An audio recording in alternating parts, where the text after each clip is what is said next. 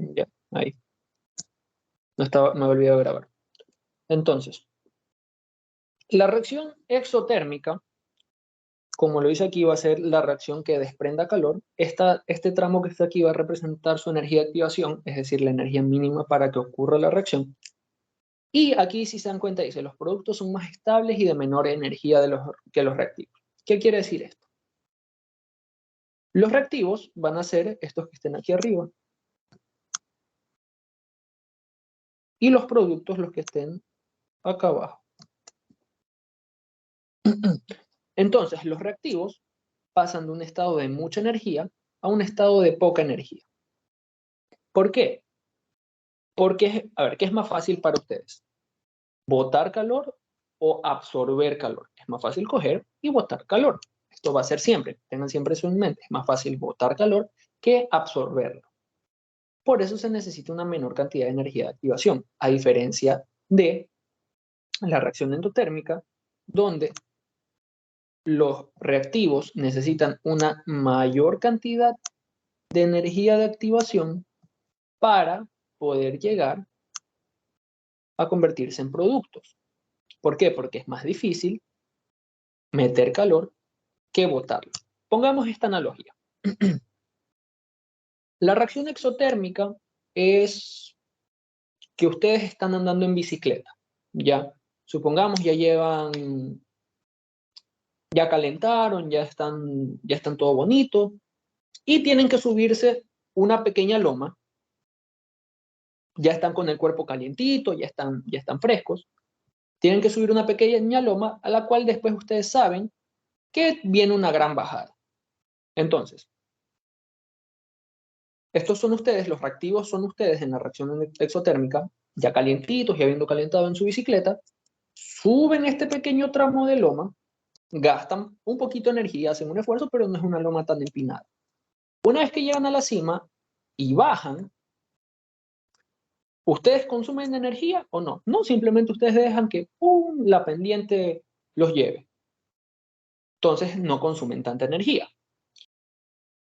La reacción endotérmica, en cambio, ustedes son los reactivos acá abajo, pero ustedes recién se pararon de la cama, recién se cambiaron, están de mala gana y están fríos, no han calentado. Y la primera loma que les toca es la loma esta de Urdesa, estas que son bien empinadas. Entonces, ustedes están fríos, no tienen energía, entonces, y les toca esa loma empinada, ustedes van a consumir poco o bastante energía, van a consumir bastante energía, pues, porque es una loma bien empinada.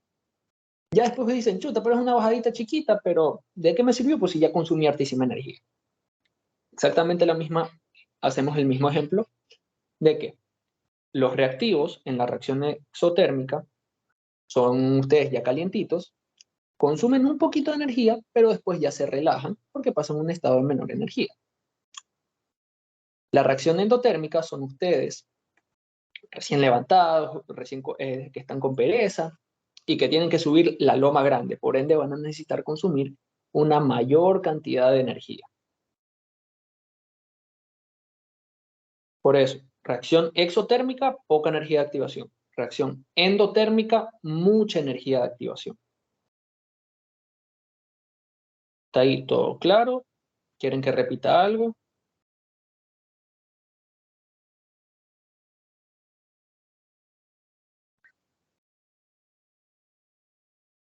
O sea, no entendí bien lo de la energía de activación. Ya, a ver. Déjame borrar esto.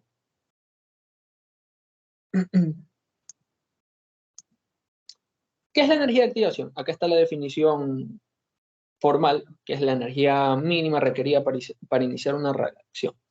La energía de activación va a ser lo mínimo que tú necesites la energía mínima que tú necesites para que comience la reacción. Y esto va a variar dependiendo si es una reacción exotérmica o una reacción endotérmica. Si es una reacción exotérmica, necesitas poca energía de activación. Si tienes una reacción endotérmica, es una reacción donde vas a necesitar mucha energía de activación. ¿Qué quiere decir esto? Reacción exotérmica, necesitas poca energía para que inicie la reacción.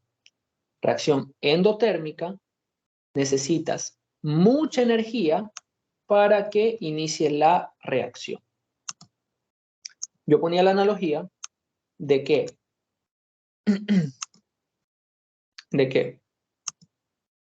tú estás andando en bicicleta y ¿qué es más fácil?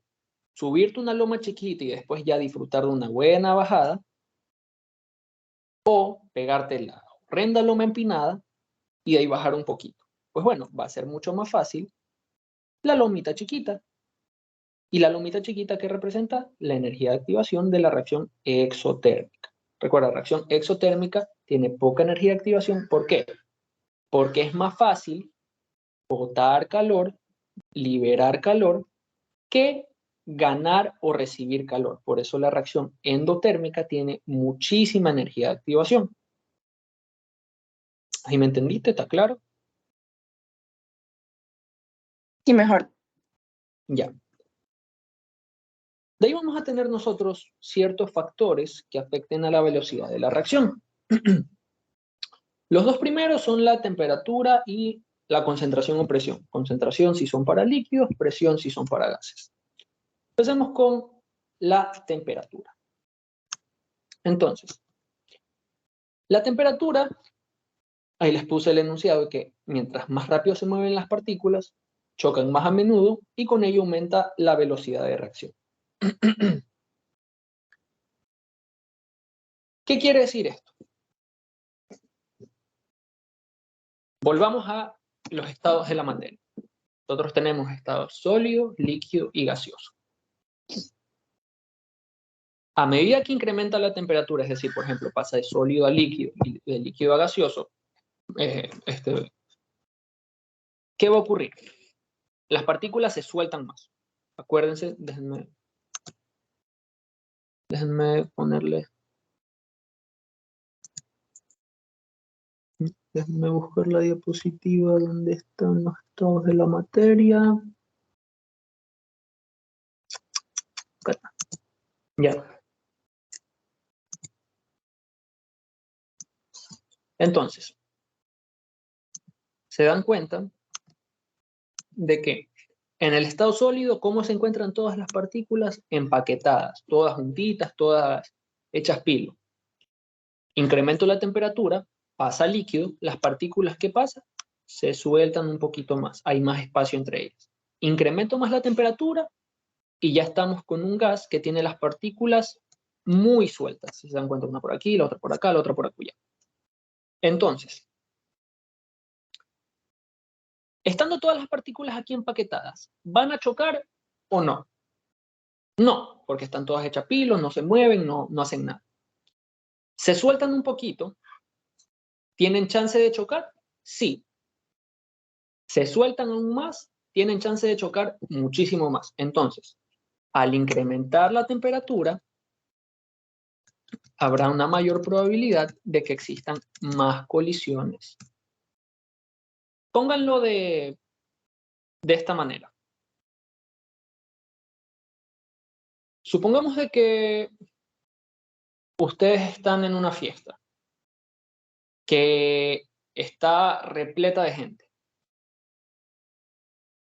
Para ustedes va a ser más fácil que ustedes tal vez se choquen con alguien bailando. Si ustedes se quedan ahí quietos donde están, o si ustedes se empiezan a mover alrededor.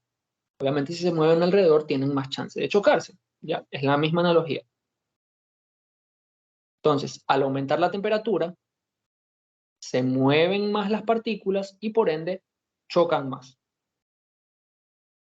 Caso contrario, si disminuye la temperatura, las partículas se mueven menos, por ende disminuye la velocidad de reacción. Ahora, ¿qué ocurre cuando aumenta o disminuye la concentración en caso de líquidos o la presión en caso de gases? Mientras más moléculas haya de un líquido o de un gas, ocurren más colisiones en un tiempo específico. Aquí yo pongo siempre este ejemplo. Pongamos que ustedes van a sí mismos a una fiesta, van a una discoteca.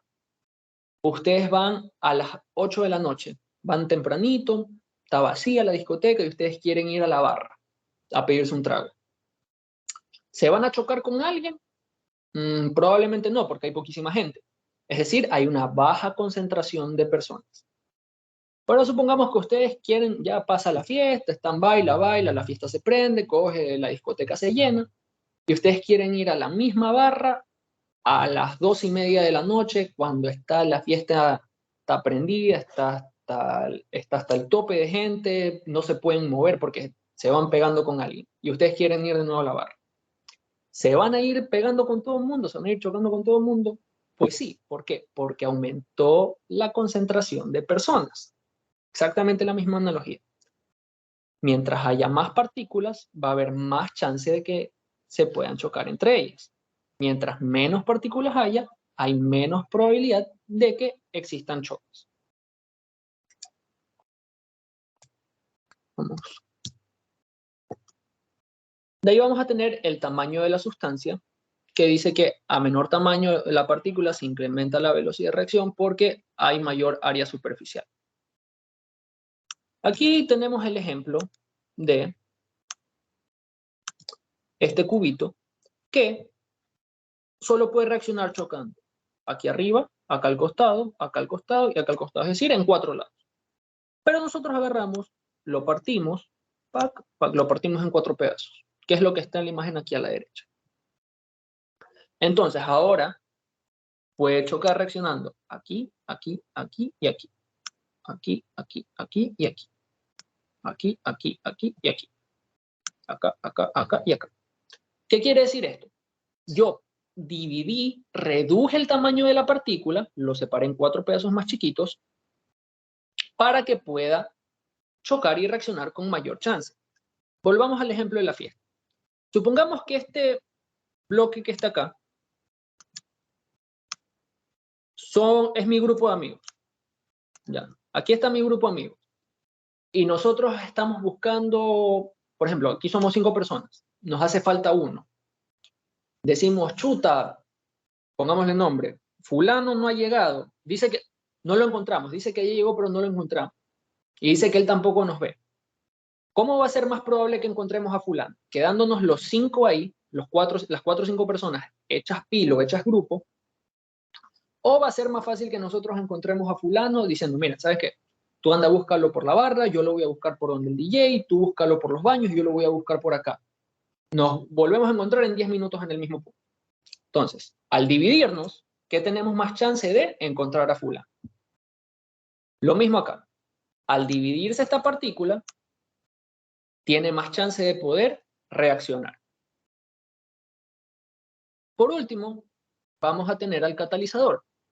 ¿Qué es el catalizador? Pues bueno, es una sustancia que disminuye la energía de activación. ¿Qué quiere decir esto?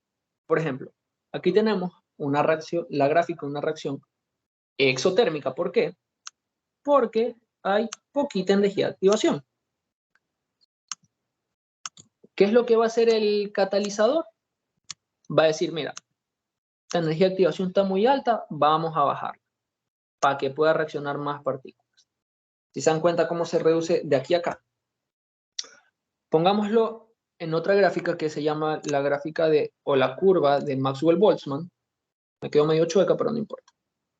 Ya, esta vaina es ahí y ahí. Déjenme ponerle otro color. Vamos a ponerle este verde. Esta línea verde representa la energía de activación. Es decir, solo las partículas que estén para acá van a poder reaccionar. Pero ¿qué ocurre cuando hay la presencia de un catalizador? Vamos a ponerle un color que se vea. Creo que este aquí sí se ve. Sí, sí se ve.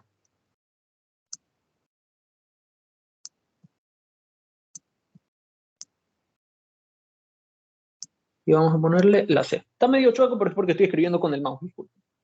EAC. ¿Qué significa EAC? Energía de activación catalizada. Entonces, ¿qué es lo que hace? El catalizador reduce la energía de activación y ahora todas estas partículas que están acá, que antes no podían reaccionar, ahora también lo van a poder hacer. Pongamos la analogía de que la energía de activación es el cover de una fiesta. ¿Ya? Supongamos que ustedes solo pueden entrar a una fiesta pagando $20. ¿Ok? Pagan $20 y entran. En este caso, ustedes tienen cierta energía de activación, entonces reaccionan. Pero ¿qué ocurre si de la nada llega, por ejemplo, digamos, el dueño de la casa dice, muchachos, ¿saben qué? El cover ya no está a 10, ya no está a 20, ahora está a $10. Se reduce el cover, es decir, se reduce la energía de activación y ahora las personas que no tenían $20, sino que solo tenían 10, también ahora van a poder entrar a la fiesta. Esa es la función del catalizador. Permitir que los que antes no podían reaccionar, reaccionen. Poniendo la analogía de la fiesta, el catalizador es que les bajen el cover, permitiendo que los que antes no podían entrar porque les faltaba plata, ahora puedan entrar. Hasta ahí, ¿alguna duda, pregunta, consulta? ¿Todo claro?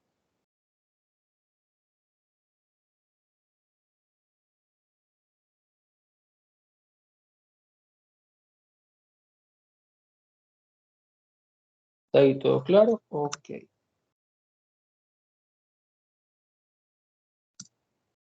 Ahora sí, vamos con lo bueno.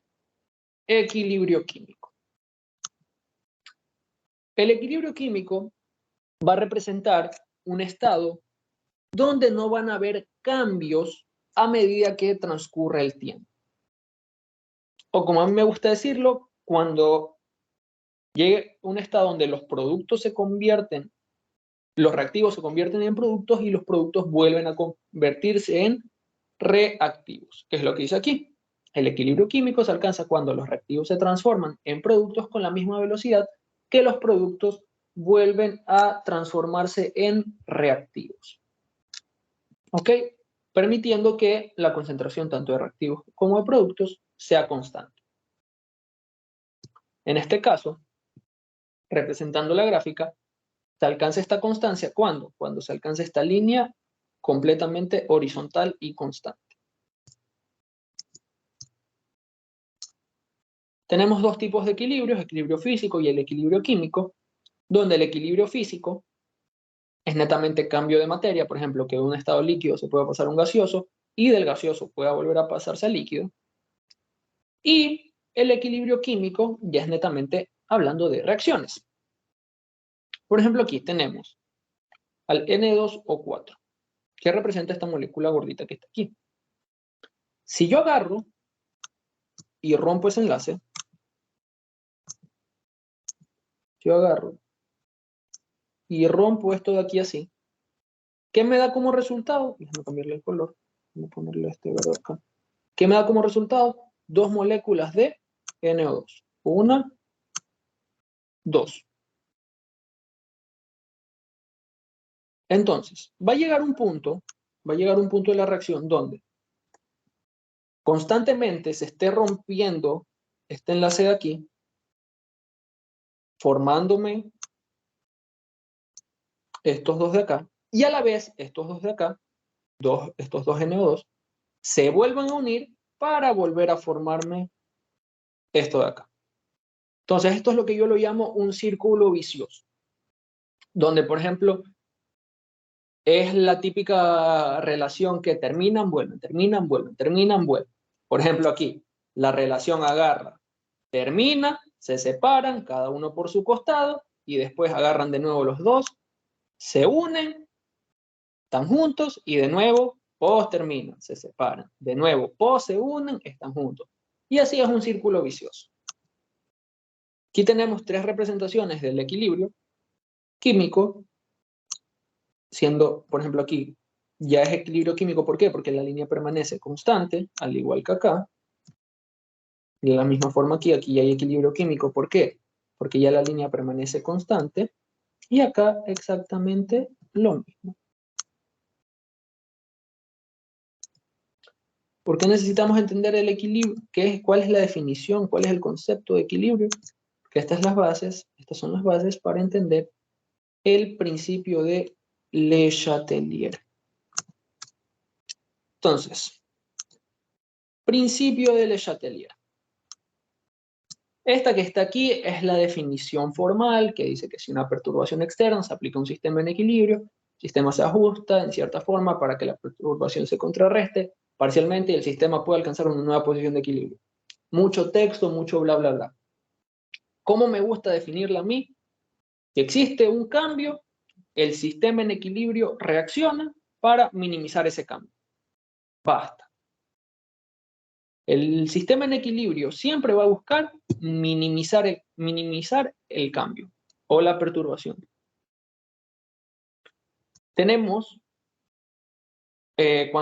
Se aplica esto cuando hay cambios de concentración, cambios de presión, cambios de temperatura y ante la presencia de catalizadores. Vamos con el primero. Un segundo.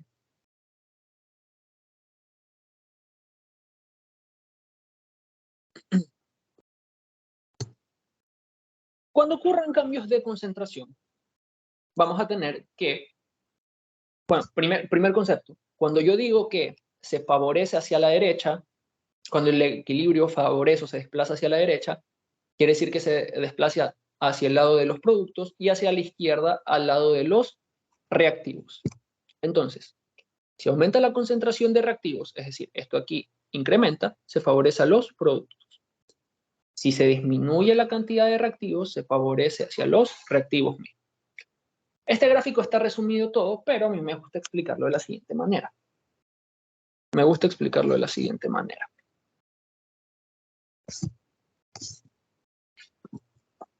Supongamos que yo tengo un equipo de fútbol.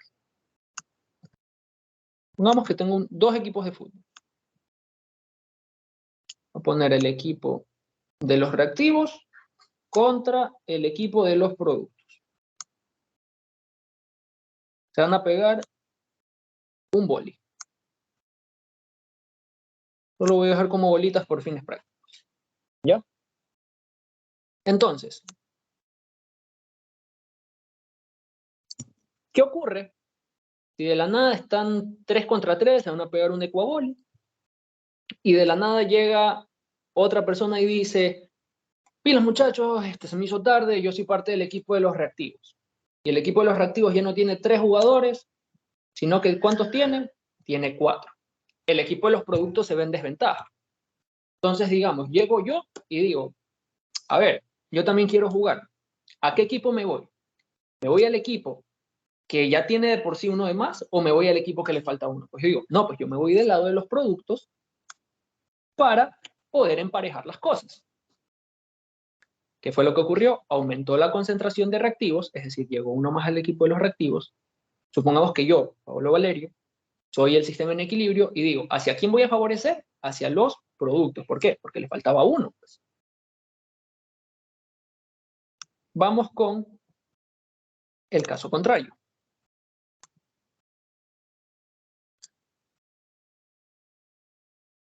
Vamos con el caso contrario.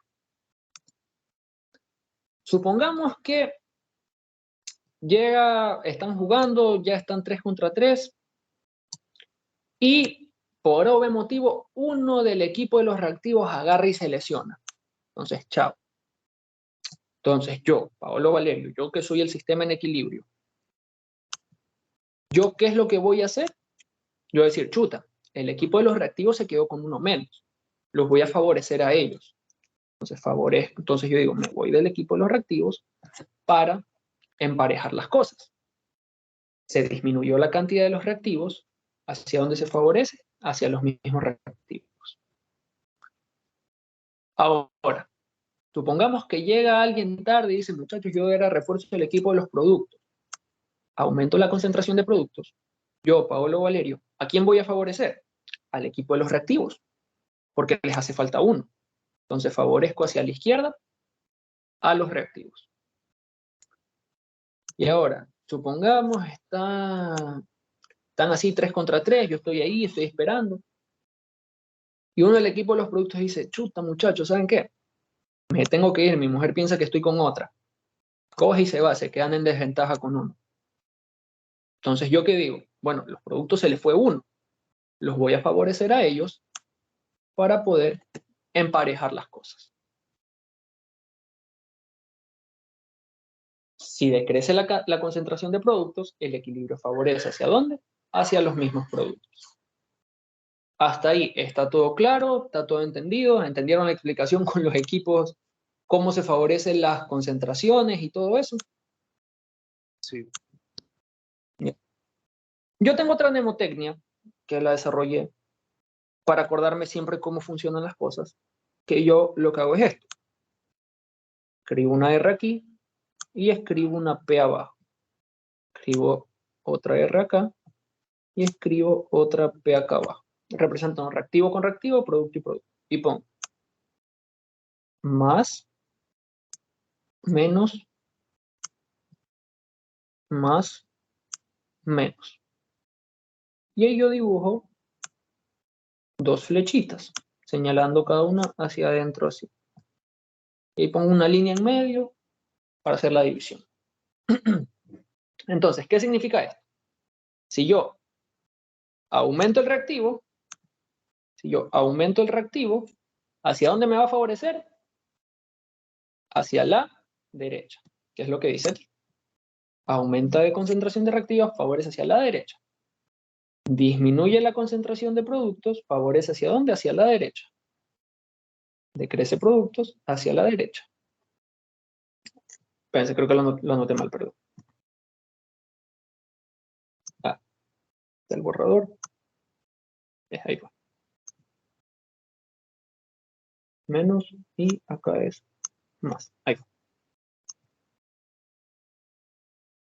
Entonces, disminuye la concentración de reactivos, ¿hacia dónde favorece? Hacia la izquierda. Decrece concentración de reactivos, favorece hacia la izquierda. Incrementa la concentración de productos, ¿hacia dónde favorece? Hacia la izquierda. Entonces, les tengo este ejercicio aquí. Tengo una reacción entre nitrógeno con hidrógeno, formándome amoníaco. Quiero que ustedes me digan qué ocurre si yo aumento la concentración de nitrógeno. Ahí está. Vamos con la primera. ¿Qué ocurre si aumenta la concentración de nitrógeno? Es decir, aumenta el reactivo. ¿Hacia dónde se va a favorecer el equilibrio? Hacia el producto. Exacto. Al aumentar yo la cantidad de reactivos, ¿qué es lo que les dice aquí la teoría? Aumento la cantidad de reactivos, ¿hacia dónde favorezco? Hacia los productos. Acuérdense del equipo, acuérdense siempre de los equipos de fútbol. Llegó otro más al equipo de los reactivos. Yo como sistema en equilibrio, ¿a quién tengo que favorecer? Al que tiene menos jugadores. En este caso, los productos. Disminuye el hidrógeno, disminuye el reactivo. El equipo de los reactivos pierde un jugador. ¿Hacia quién tengo que favorecer? ¿Hacia qué lado favorece el equilibrio? Hacia la izquierda, los reactivos. Perfecto. Ahora vamos. Aumenta la concentración del producto. Es decir, el equipo de los productos ganó un jugador. ¿Hacia dónde favorece? Izquierda. Exacto. Y vamos con la última, que si decrece el producto, es decir, el producto pierde un jugador, ¿hacia quién favorece? Hacia el producto. Hacia el producto mismo. Y eso es todo cambios de concentración. Entonces, todo lo que es cambios de concentración, ¿está todo claro hasta ahí? Sí. Sí. Los demás chicos, sí, ahí les quedó más claro cómo son los cambios de concentración en el principio de Le Chatelier. Literalmente, se van a dar cuenta que en todas las diapositivas está un cuadrito así resumido. En el libro se los ponen como mucho texto, para que a fin de cuentas sea solo este cuadro lo que se tengan que aprender. Bien, ¿se dan cuenta? Ahora vamos con los cambios de presión y volumen. Presión cuando es referente a gases y volumen cuando es referente a líquidos. Pero el volumen no se lo usa tanto, es más para los cambios de presión. Aquí solo tienen que acordarse de esta premisa. Siempre se favorece al lado contrario. Ya me van a entender por qué. Si aumenta la presión, se favorece el lado con menos moles de gas. ¿Cómo yo determino las moles de gas? Sencillo. Yo agarro y veo estos numeritos que están aquí, que son los coeficientes estequiométricos. Entonces, si no tienen ninguno, significa que es 1. Aquí también hay un 1. Entonces, ¿yo cuántas moles de gas tengo en el lado de los reactivos? Tengo 1 más 2, tengo 3 moles de gas en los reactivos y tengo solo 1 mol de gas en los productos. ¿Ok? Entonces, si yo aumento la presión, favorezco helados con menos moles de gas. En el caso de esta reacción, es el lado de los productos. Si disminuye la presión, es lo contrario, se favorece el lado con más moles de gas. En este caso, los reactivos. Entonces, en este segundo ejemplo, yo tengo 1, 1 y 2. Entonces tengo 2 y 2. Quiero que alguien me diga, en este caso, hacia dónde se va a favorecer el equilibrio si se aumenta la presión. Hacia ningún lado, se contrarrestan mutuamente y se queda en el centro. Perfecto. Está perfecto. Pónganlo como que si ustedes, pongamos el mismo ejemplo de los equipos. Pongamos que están jugando 3 contra 3 y de la nada llegamos mi primo y yo. ¿Qué va a ocurrir? Yo me voy a ir para el equipo de los reactivos, por ejemplo, yo me voy para el equipo de los reactivos y mi primo se va para el equipo de los productos. Se favorecen ambos equipos porque cada uno gana un jugador, pero a fin de cuentas quedan empatados. ¿Por qué? Porque ahora ya no tienen 3 y 3, sino 4 y 4. Exactamente lo mismo. Y con el volumen es la misma ley. Si se aumenta el volumen, se favorece el lado con menos moles de líquido. Aquí tengo que corregirle esto. Y si se disminuye el volumen, es con el lado con más moles de líquido. Hasta ahí, todo claro, entendido, todo bonito. Sí. Sí, los demás chicos, todo bien. Si tienen alguna pregunta, recuerden, háganla. ¿Está todo claro? Ahora Sí, sí, vamos con la que menos me gusta, personalmente, que es los cambios de temperatura. Aquí nosotros vamos a tener que cada reacción, sea endotérmica o exotérmica, va a tener un aumento o una disminución de temperatura. Y cada una va a favorecer a cada lado dependiendo de. Entonces, lo primero que tenemos que hacer es determinar si la reacción es endotérmica o es exotérmica. ¿Cómo se lo ve? ¿Ven esta letrita que está aquí que dice delta H? Delta es este simbolito que es el triangulito, que significa cambio de. La H significa entalpía. Y en lo que yo quiero que ustedes se fijen específicamente es en el signo que hay. Por ejemplo, en la primera, nosotros que tenemos un signo negativo. Y en la segunda que tenemos un signo positivo. El signo negativo hace referencia a una pérdida de calor. Entonces, ¿qué tipo de reacción pierde calor? La reacción exotérmica. El segundo caso, si el signo es positivo, este tipo de reacción está ganando calor, por ende es un tipo de reacción endotérmica. ¿Ok? Entonces, siguiendo esta tablita, ya les dije qué tipo de reacción es cada una. La primera es exo, la segunda es endo.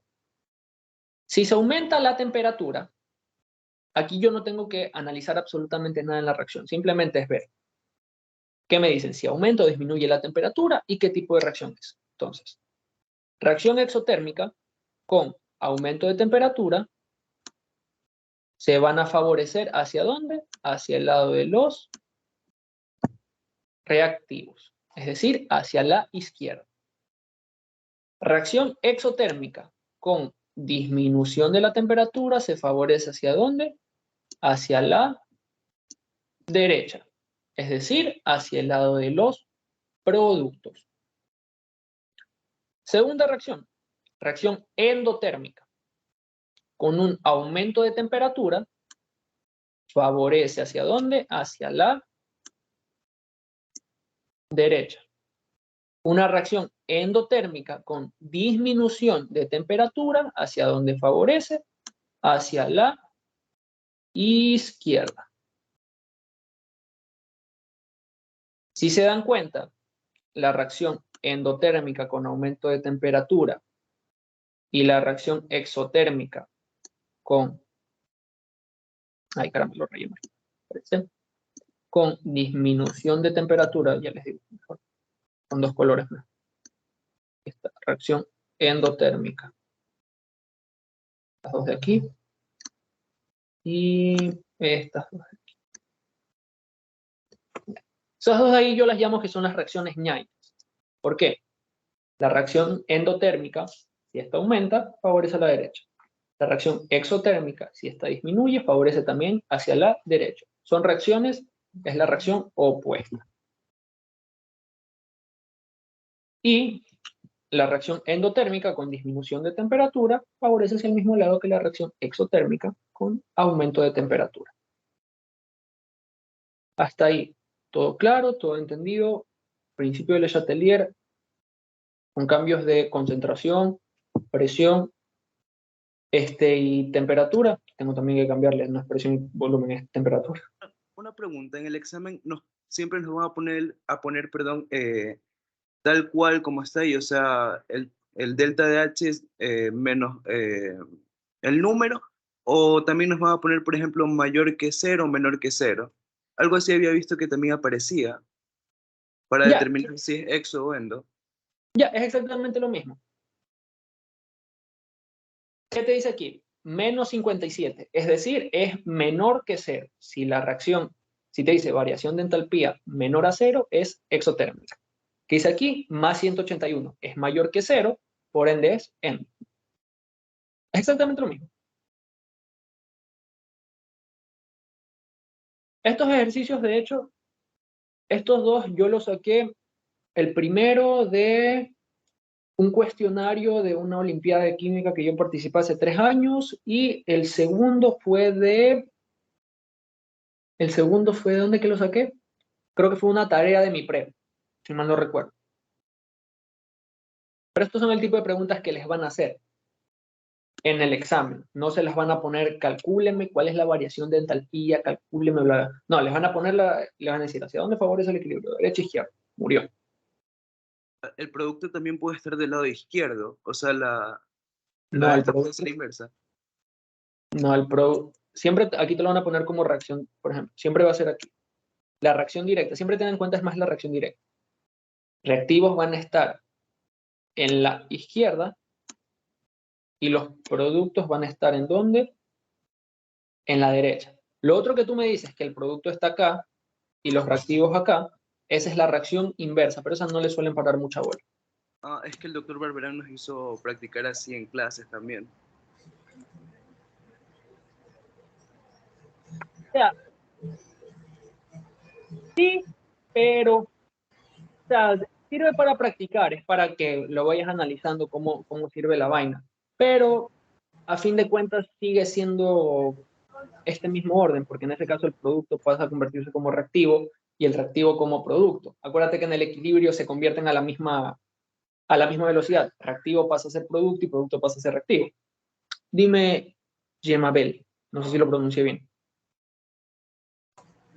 Sí, es que no termino de entender la parte del desplazamiento del equilibrio. ¿A qué se refiere con el desplazamiento del equilibrio? Ajá. El desplazamiento del equilibrio es lo mismo cuando yo estoy que repito, favorece o favorece hacia tal lado. Es decir, desplazamiento del equilibrio hace referencia hacia el lado que va a favorecer. Por ejemplo, aquí te dice, la reacción endotérmica, cuando aumenta la temperatura, el desplazamiento del equilibrio es hacia la derecha. Es decir, favorece a la derecha, se desplaza hacia los productos. Son sinónimos, son sinónimos.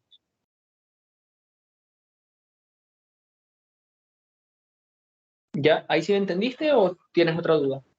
Ya, sí, entendí. Gracias. ¿Tienes otra duda, por si acaso? No, aunque sí es, o sea, confuso, más que todo. O sea, como te digo, en el libro les ponen mucho texto, mucho bla, bla, bla, pero literalmente estos 3 cuadritos que ustedes tienen aquí, este y este de aquí, es el resumen de casi, ¿qué será? 15 páginas que ustedes se les van a poner a punta de puro texto. O sea, no se los exagero. En un libro, bueno, que yo tengo, por ejemplo, en temperatura dice, la reacción endotérmica con aumento de temperatura favorece la reacción inversa, incrementando la constante de equilibrio, bla, bla, bla. Es un párrafo como de 3 líneas para más de decirme, cuando la reacción endotérmica aumenta la temperatura, favorece a la derecha. Literalmente, apréndanse bien este cuadrito y este que está acá, y están hechos. Ese es el resumen de todo. Y es lo que les va a servir como tal. Y ahora vamos con el último caso, que es cuando nosotros tenemos la presencia de un catalizador. ¿Qué es lo que va a hacer el catalizador? Su función principal es reducir la energía de activación, pero aquí lo reduce tanto para la reacción directa como para la reacción inversa. Es decir, no va a favorecer a ninguno de los dos lados. ¿Por qué? Porque favorece a los dos por igual. Es como el ejemplo que ponía hace un rato, no sé si lo pronuncio bien, Dean, creo que es tu nombre. Sí, perfecto. Ya, que dice que favorece a los dos lados por igual, por ende queda neutralizado. Es como el ejemplo que yo les puse de que yo llego por ejemplo, al vóley, que están ya 2 equipos con 3 jugadores cada uno. Yo llegué con mi primo y yo diga, ya, yo me voy para un equipo y tú te vas para el otro. Favorecimos ambos equipos porque cada uno gana un jugador. Pero a fin de cuentas, nadie sale más beneficiado. ¿Por qué? Porque obtuvieran la misma cantidad.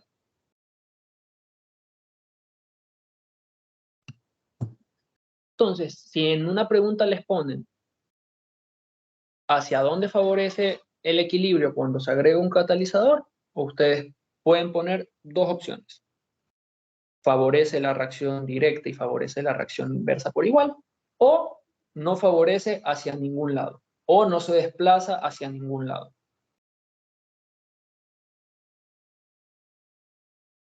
Ahora vamos con ácidos y bases.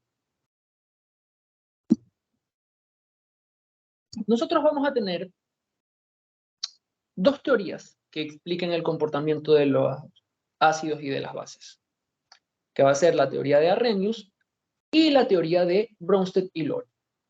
La teoría de Arrhenius habla de la disociación de electrones en iones y la teoría de Bronsted y Lowry habla de la donación y aceptación de electrones. Primero se estableció la de Arrhenius, posteriormente la de Bronsted y Lowry. Aquí en este cuadrito tienen algunas características propias de los ácidos y de las bases. Por ejemplo, una de las que suelen preguntar más es de que los ácidos van a reaccionar siempre con metales. Estos conducen electricidad cuando se disuelven en agua y van a tener un sabor ácido, que esa es la palabra principal. Las bases van a tener un sabor amargo, van a ser de un tacto, una consistencia jabonosa si ustedes las cogen en las manos, no reaccionan con metales y, al igual que los ácidos, al disolverse en agua, van a poder conducir electricidad.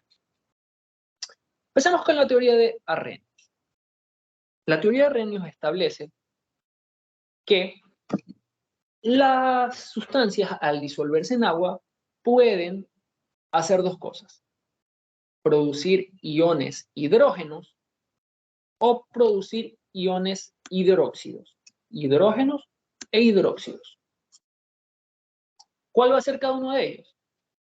Los ácidos van a ser aquellas sustancias que, al disolverse en agua, producen iones hidrógeno, como son el caso del ácido clorhídrico, ácido bromhídrico y el ácido nítrico, que son estos que vemos aquí. Es decir, rompen en el enlace, se disuelven en agua y forman un hidrógeno y en este caso un cloro. Vamos con el siguiente caso. Tenemos ácido bromhídrico. Se rompe el enlace y tenemos hidrógeno por un costado y bromo por el otro. Rompemos el enlace del ácido nítrico, tenemos ion hidrógeno e ion nitrato. Si se dan cuenta, el hidrógeno siempre queda cargado de manera positiva. Por ende, produce un catión de hidrógeno.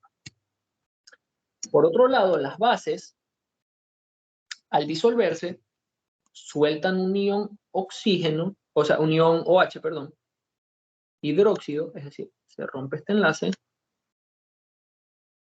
forman sodio y el ion OH. Dense cuenta que el ion OH siempre va a ser negativo. Tenemos acá hidróxido de sodio, que forma potasio, ion hidróxido.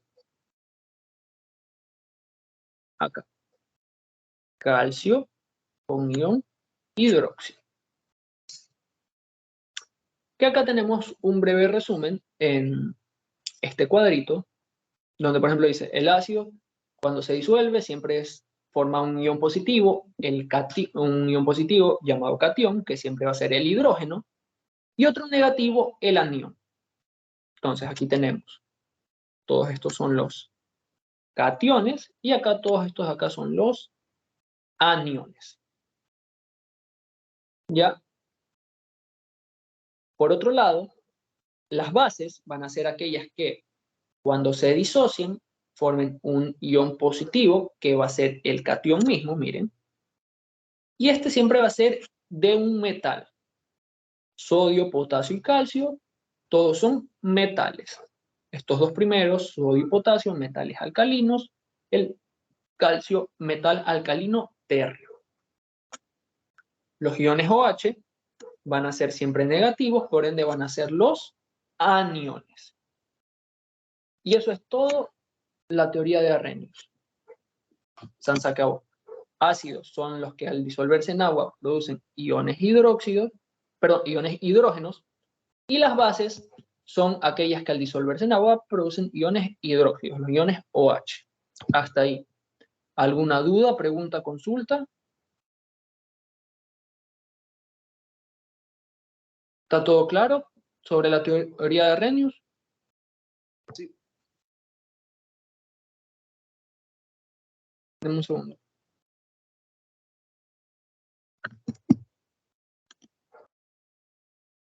Ahora vamos con la teoría de Bronsted y Lori. La teoría de Bronsted y Lori fue formada por dos científicos que son Bronsted y Lori, para la redundancia. Esta teoría se creó a partir de ¿qué? De que habían ciertas sustancias que no cumplían las condiciones de la teoría de Arrhenius. Es decir, habían algunas bases que al romperse, o sea, se suponían que eran bases, pero en realidad eran ácidos y viceversa. Entonces, nace la teoría de Bronsted y Lori. Dame un segundo.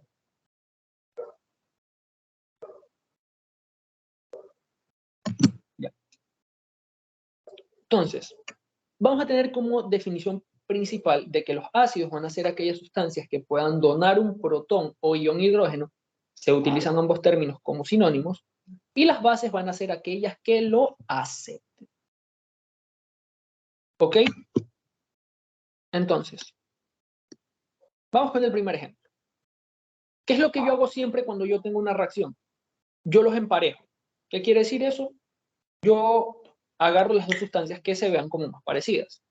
En este caso, veo cuáles son las que más se parecen. Bueno, esta de aquí tiene un cloro y la de acá también tiene un cloro. Entonces las emparejo así. Y ahí estas dos de aquí también como que se parecen. Entonces listo, ya tengo mis dos parejas armadas. Veo qué ocurre con cada una de ellas. El ácido clorhídrico tenía un hidrógeno, pero de ahí pasó y acá ya no tiene hidrógeno. Es decir, lo perdió, lo donó. Entonces este de aquí, ¿qué es? El ácido.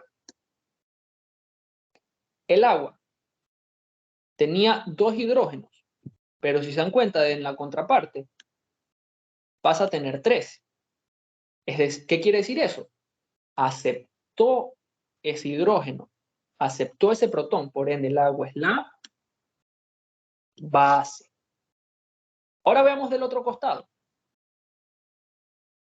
Veámoslo a la inversa. Si el cloro vuelve a convertirse en ácido clorhídrico, ¿qué ocurre? Pasa de no tener ni un solo hidrógeno a tener uno. Es decir, esta es una base. El ion hidronio pasa de tener 3 hidrógenos a tener solo 2. Es decir, que pierde un hidrógeno, lo dona, lo cede. Entonces, este de aquí es un ácido. Entonces, siempre en una reacción, ustedes van a tener un ácido de un lado y del otro lado van a tener una base. Se convierte en una base, pero va a ser su base conjugada.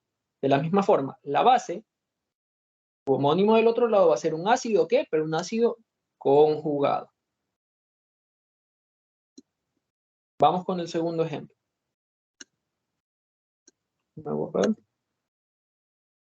Recuerden, el paso siempre es, el orden es el siguiente. Primero, ver los que más se parecen. Segundo, ver los hidrógenos, la diferencia de hidrógenos. Entonces, emparejemos. Tenemos el ácido sulfúrico, veo el que se parece más, este acá. ¿Por qué? Porque también tiene un azufre.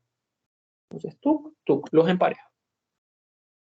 Y de ahí, agua y el ion hidronio, estos de aquí también como que se parecen. Listo, emparejado. Veo el primer ejemplo, ácido sulfúrico, tiene 2 hidrógenos, sigo la línea, pero acá ya pasa a tener uno solo. Entonces, perdió un hidrógeno, lo cedió, lo donó. Entonces, el ácido sulfúrico es el ácido. Y del otro lado, ¿qué pasa a convertirse en? Su base conjugada. Veo el agua. El agua tenía 2 hidrógenos, pero pasó a tener 3. Entonces, ¿qué quiere decir esto? Ganó o aceptó un hidrógeno. Es decir, pasó de ser una base, y acá está el ácido conjugado. ¿Hasta ahí entendido? ¿Todo claro? ¿Siempre se lee de izquierda a derecha o es dependiendo de lo que pida el texto? Yo siempre lo leo en ambos sentidos para emparejarlo y saber bien, ya tener todo establecido. Sinceramente, así yo lo he hecho siempre. Pero depende también de lo que les pidan. Por ejemplo, si les piden netamente, díganme cuál es el ácido de la reacción directa. Bueno, el ácido de la reacción directa es el ácido sulfúrico. Si me dicen, díganme los ácidos de la reacción, entonces tienes que establecer el ácido de la reacción directa y el de la reacción inversa. ¿Ok? Listo.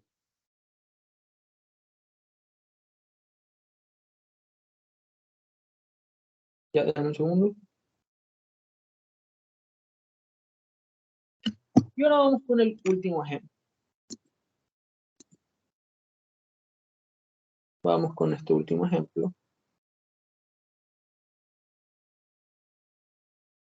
Que bueno, ya no lo voy a rayar tanto porque está acá abajo explicado. Tenemos que el amoníaco, lo emparejamos. ¿Cuál es? Con el ion amonio. Y tenemos el agua con el ion OH. Entonces, vemos las parejas. El amoníaco tiene 3 hidrógenos y pasó a tener, ¿cuántos? 4. Es decir, aceptó un electrón y pasó de convertirse en una base, porque aceptó un hidrógeno, se convierte en un ácido conjugado. El agua pasó de tener 2 hidrógenos a tener ¿cuántos? Uno solo. Es decir, se dio un electrón, un hidrógeno, perdón, y se convirtió de un ácido a una base conjugada. Si lo vemos al revés, el NH4, el ion amonio, pierde ese hidrógeno y se convierte en amoníaco. ¿Quién gana ese hidrógeno que pierde? El ion OH, para volver a convertirse ¿en qué? En agua. ¿Se han dado cuenta de que el agua ha trabajado tanto como ácido como base? Por ejemplo, en las dos primeras reacciones, en esta de aquí y en esta de acá trabajó como ácido, como base, perdón, y en esta última trabaja como ácido. Pues bueno, el agua es algo que se conoce como la sustancia anfótera o también llamada sustancia anfiprótica.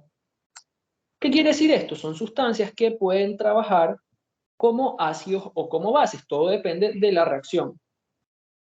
¿Ok? Hasta ahí, ¿todo entendido? ¿Todo claro? Sí. Los demás chicos, ¿todo claro?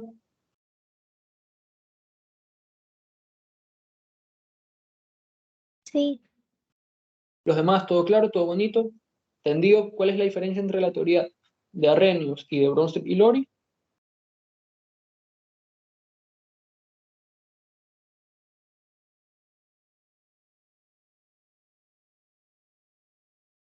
¿Está todo claro?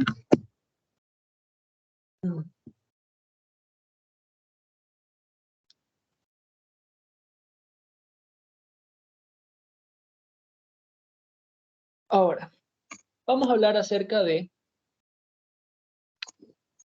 la diferencia entre ácidos fuertes, ácidos débiles, bases fuertes y bases débiles.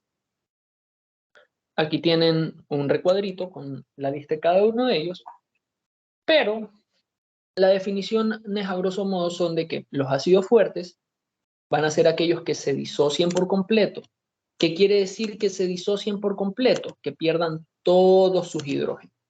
Es decir, el ácido clorhídrico pierde este único hidrógeno que tiene, lo pierde por completo. El ácido nítrico pierde este único hidrógeno que tiene. A diferencia de los ácidos débiles, que solo van a perder uno, máximo dos hidrógenos. Por ejemplo, tenemos aquí el ácido etanoico, si no me equivoco se llama este de aquí, el ácido acético, perdón, el cual va a perder, pero solo pierde este hidrógeno que está acá, este hidrógeno que le sobra. Pero siguen manteniendo tres más. Es decir, no se va a disociar por completo. Cuando yo me refiero al término disociar, me refiero a perder un hidrógeno. Las bases fuertes van a ser aquellas que se ionicen por completo o, a grosso modo, van a ser todos aquellos hidróxidos que se formen, como lo dice aquí, con metales alcalinos o alcalinotérreos, por ejemplo, hidróxido de sodio, hidróxido de potasio, hidróxido de calcio. Y las bases débiles ya son principalmente aquellas que se forman con nitrógeno, la unión entre nitrógeno e hidrógeno, ¿ya? Y que se ionicen de manera parcial, es decir, puedan aceptar tan solo uno, dos hidrógenos. ¿Ya? Esa es la diferencia a grosso modo. Por esta aquí no lo suelen preguntar mucho. Ya. ¿Cómo sabemos, aparte de eso, según la escala del pH? La escala del pH identifica el potencial de hidrógeno entre ácidos y bases. Los ácidos van a ser aquellos que tengan un pH menor a 7, es decir, desde 0.00 hasta 6.99.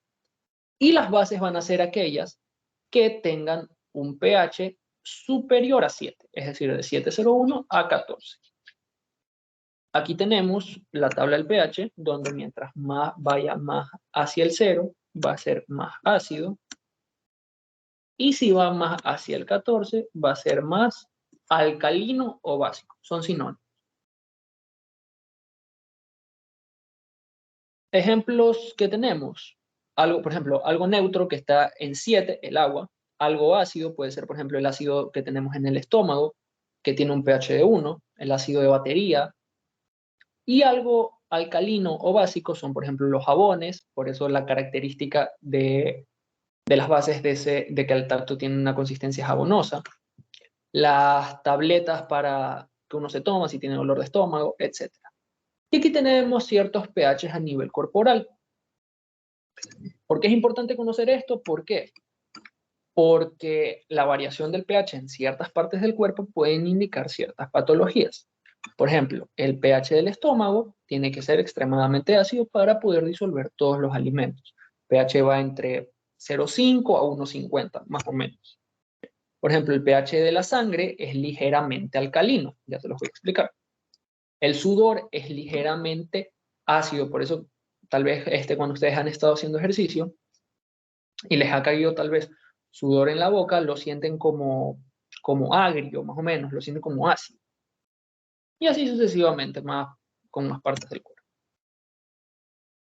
Bueno, ahora vamos a hablar acerca de los sistemas amortiguadores, que los sistemas amortiguadores van a ser unas sustancias químicas que van a servir para mantener el pH a un nivel constante. Esto aquí, los amortiguadores, yo los relaciono bastante con los sistemas en equilibrio. ¿Por qué? Porque intentan minimizar el cambio. Por ejemplo, un sistema amortiguador, ante la presencia de mucho ácido, se va a comportar como una base. Y ante la presencia de mucha base, se va a comportar como ¿qué? Como un ácido, para tratar de minimizar ese cambio. Aquí tienen esta diapositiva donde establece, que esto se lo tienen que aprender para ya después cuando entren a la carrera, pH sanguíneo varía entre 7,35 a 7,45. Si el pH baja o sea, está por debajo del 7,35, ya se vuelve más ácido, por ende se denomina una acidosis. Y si pasa del 7,45, se vuelve más alcalino, más básico. Recuerden que alcalino y básico son sinónimos. Entonces, mientras más alcalino se vuelve, se convierte en una alcalosis. Y ya después de estos rangos, o sea, si la sangre tiene un pH de 7,1 para abajo, es mortal. Lo mismo si es de 7,75 para arriba, es mortal. Y la sangre va a tener un principal amortiguador, un principal sistema buffer en ella. ¿Cuál es? El bicarbonato. Esta pregunta no se las van a hacer ahorita en el pre, pero en bioquímica en segundo ciclo se las van a hacer. Y esto tenganlo presente siempre. El bicarbonato es el principal amortiguador de la sangre.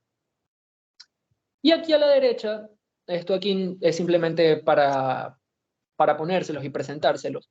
Esto aquí es el esquema básico para poder entender una gasometría arterial, la cual está basada netamente en la interpretación inicial del pH de la sangre y después de eso en sus derivaciones, acidosis metabólica y respiratoria, alcalosis metabólica y respiratoria.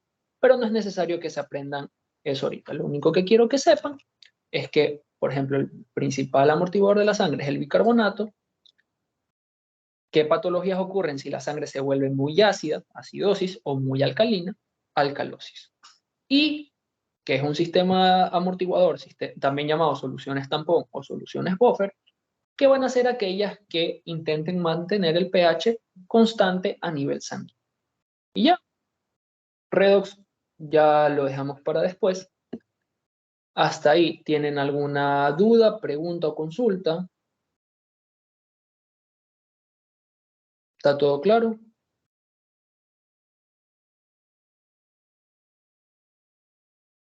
Igualmente después voy a hacer otro repaso de ácidos y bases. Esto de aquí es nomás como para que, sé que hay algunos cursos que todavía no han visto bien ácidos y bases, es netamente una pequeña introducción y un pequeño repaso a grosso modo. Después lo voy a hacer un poquito más extenso.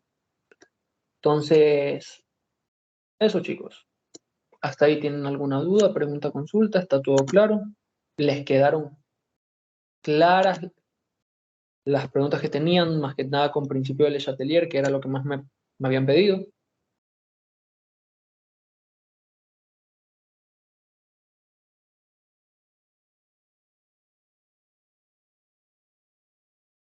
Aló. Sí, todo claro. Y chicos, Sí, los demás, comprendido. igualmente recuerden que si tienen alguna pregunta me pueden escribir por interno con confianza que yo les respondo. Ya, entonces déjenme cortar la grabación para pasárselo.